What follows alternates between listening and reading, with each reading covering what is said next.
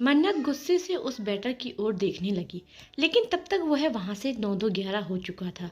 गहरी सांस लेकर उसने पास खड़ी लड़की की ओर देखा और कहा, देखो, आज जो तुम्हारे साथ हुआ वो फिर भी हो सकता है। तुम्हें खुद की सेफ्टी करनी चाहिए। सबसे पहले तो सेल्फ डिफेंस सीखो।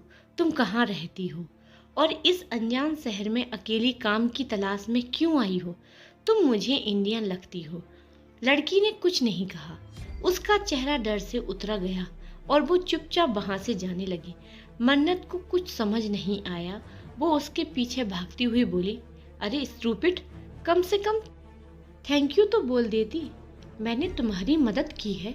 लेकिन लड़की बिना मुड़े तेजी से बाहर की तरफ निकल गई। मन्नत उसकी अजीब हरकतों को देख समझ नहीं पाई और आगे बढ़ ही रही थी कि तभी किसी ने उसकी कलाई पकड़कर अपनी ओर खींच लिया। मन्नत झटके से एक मजबूत सीने से टकराई। जैसे ही उसने चेहरा उठाकर देखा तो प्रिंस, आप। प्रिंस ने उसकी कलाई कसकर मरोड़ दी। मन्नत की आंखों में दर्द भर आया। मुझे दर्द हो रहा है, वो चीखी। क्या तुम किसी भी अजनबी के पीछे ऐसी ही दौड़ती फिरती हो? प्रिंस ने सख्त लहजे में कहा। मन्नत ने पीछे मुड़कर उस लड़की को देखने की कोशिश की। What see us going? वो लड़की कौन थी और इस तरह क्यों भागी? आपको मेरे बीच में नहीं आना चाहिए था। मन्नत गुस्से में बोली।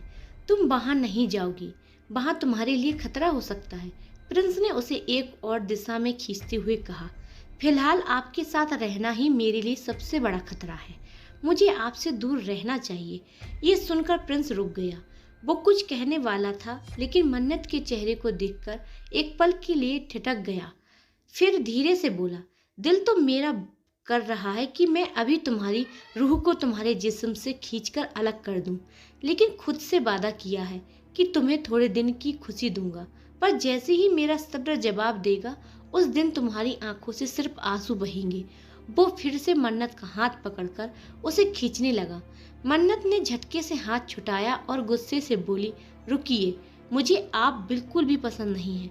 आप जब जब मेरे सामने आते हैं मुझे घुटन महसूस होती है। ये ट्रिप मेरी लाइफ की सबसे बड़ी भूल लग रही है। प्रिंस ने दोनों हाथ कोट की जेब में डाले और मुस्कुराते हुए कहा, तुम सही कह रही हो। तुम्हें यहाँ से जाना चाहिए, क्योंकि सबसे पहले मैं तुम्हारा दिल तोड़ना चाहता हूँ और तुम्हें इस तरह रुलाना चाहता हूँ कि तुम खुद को भी भूल जाओ। जब तक ये पूरा नहीं होता, ना तुम जाओगी और ना ही मैं जाने दूंगा। मन्नत हैरान रह गई। आप क्या कहना चाहते हैं? मेरा आपसे कोई रिश्ता नहीं, तो आप मेरे दिल को कैसे तोड़ेंगे? प्रिंस आगे बढ़कर बोला, तुमने मुझे कोई हक नहीं दिया, लेकिन जल्द ही तुम्हें जो पता चलेगा वो तुम्हारी जिंदगी बदल देगा और तब तुम्हारे पास आंसू बहाने के लिए कंधा तक नहीं होगा। मन्नत ने झट से कहा, मेरे पास मेरी बेस्ट फ्रेंड है जो बहन जैसी है। जब भी मैं टूटती हूँ वो मेरी ताकत बनती है। मुझे आपकी हमदर्दी की जरूरत नहीं है। आपको फिक्र करनी है तो खुद की कीजिए, क्योंकि आपकी जिंदगी में ना दोस्त है और ना ही कोई अपना। प्रिंस हंस पड़ा। कुछ ज्यादा ही भरोसा है तुम्हें अपनी दोस्त पर। ठीक है, अभी कुछ नहीं कहूँगा क्योंकि इस वक्त मुझे तुम पर तरस आ रहा है, लेकिन याद रखना तुम रोने के लिए तैयार रहो। यह कहकर प्रिंस वहां से चला गया और मन्नत बस खड़ी रह गई, उलझनों और डरी हुई, डूबी हुई। मन्नत के मन में यह बात बार बार घूम रही थी, लेकिन प्रिंस के कहने का मतलब क्या था? वो आखिर में क्या करना चाहते हैं? कोई बात समझ नहीं आ रही थी, लेकिन दिल बहुत बेचैन हो रहा था, जैसे कोई तूफान आने वाला हो। ऐसा क्यों लग रहा है कि कुछ बहुत बड़ा होने वाला है और मैं उससे बच नहीं पाऊंगी?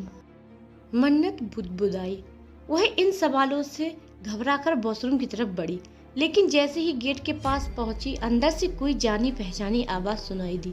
वह कुछ समझ नहीं पाती। इससे पहले ही कुछ और बातें कानों में पड़ी, इसी बातें जो शायद कोई लड़की अपनी जिंदगी में कभी नहीं सुनना चाहती।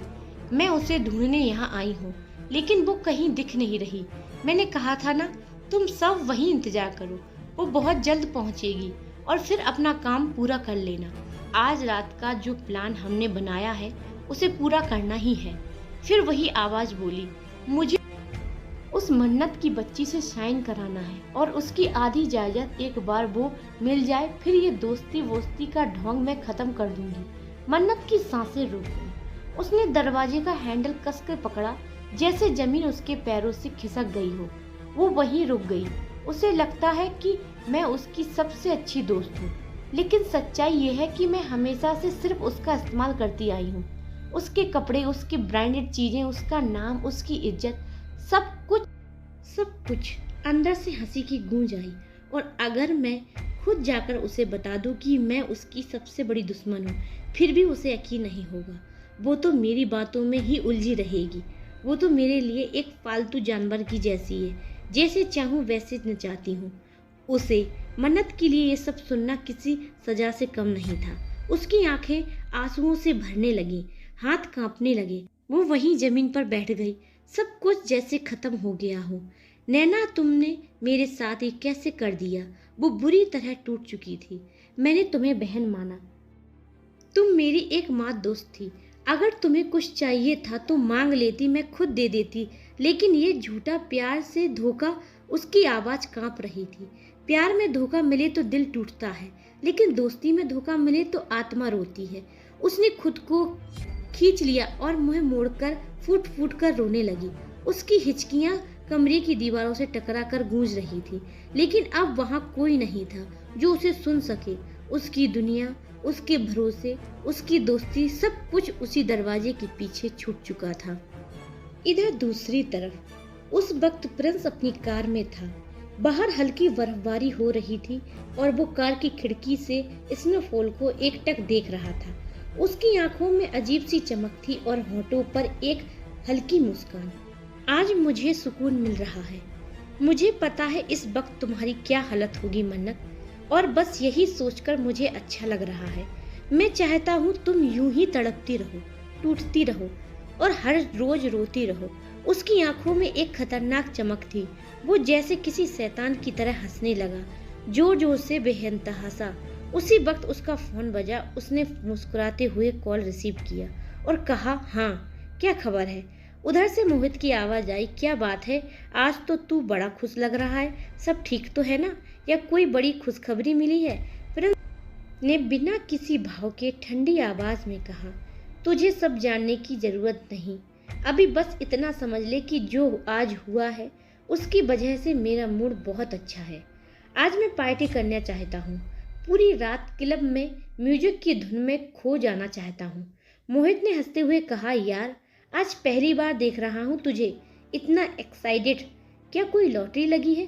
फिर खुद ही हंसकर बोला, वैसे भी लॉटरी की तुझे क्या जरूरत, तू तो खुद करोड़ों का मालिक है। लेकिन अब बता भी देना यार, आखिर ऐसा क्या मिला है तुझे? प्रिंस ने अब उसकी बात का जवाब बेहद ठंडी लेकिन गहरी आवाज में दिया, तू मेरा दोस्त है और जो कुछ हुआ उसमें भी एक दोस्त शामिल था। लेकिन तुझ पर भरोसा है, तू कभी मुझे धोखा नहीं देगा। बाकी सब मैं तुझे क्लब में ही बताऊंगा। ब्लू मैन क्लब पहुंच जाना। ये कहते हुए कॉल कट हो गया। मोहित फोन को घूरता रहा। उसे कुछ ठीक नहीं लग रहा था। उसने बुदबुदाया, प्रिंस कहीं तूने मन्नत के साथ कुछ तो नहीं किया? मोहित की बात पर प्रिंस को जोरदार पागलपन भरा ठहका फिर गूंजा। मोहित डर गया, तू पागल हो गया है क्या? मुझे बहुत डर लग रहा है। जरूर तूने कुछ तो किया है, लेकिन क्या? इस सवाल का जवाब फिलहाल अधूरा था। प्रिंस क्लब की तरफ निकल चुका था, लेकिन अब असली सवाल था, क्या मन्नत इस दर्द से उबर पाएगी? क्या वह अपनी सबसे बड़ी दुश्मन, अपनी ही दोस्त नैना को सजा दे पाएगी? और क्या प्रिंस उसे इस हालत में छोड़ देगा, या फिर कोई और बड़ा तूफान आने वाला है? आपके जवाब नीचे कमेंट में जरूर लिखें। क्या मन्नत अब हार मान जाएगी या बदला लेगी? क्या प्रिंस का ये घमंड टूटेगा?